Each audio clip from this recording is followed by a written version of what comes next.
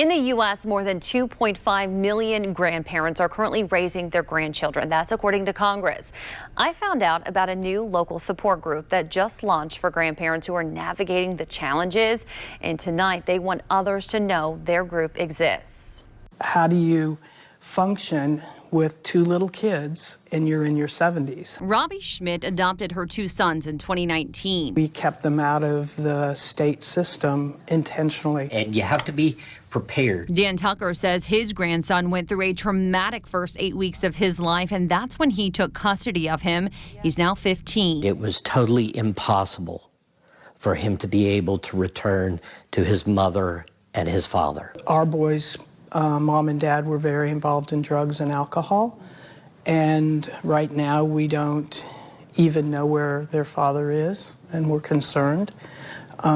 And luckily, their mom is doing a tremendous job. She's turned her life around and is doing really well.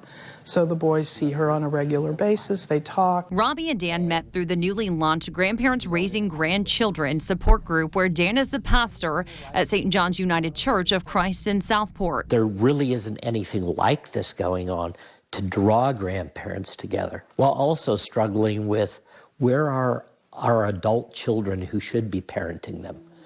What are they doing? Why is this happening? Because in large part, the increase of drug abuse by our adult children, by the increase in incarceration. According to the National Advisory Council to support grandparents raising grandchildren, the opioid crisis is a major factor in the growing number of grandparents raising their grandkids. A lot of times when they come to us, they have been physically, mentally, emotionally damaged, and it impacts their learning abilities.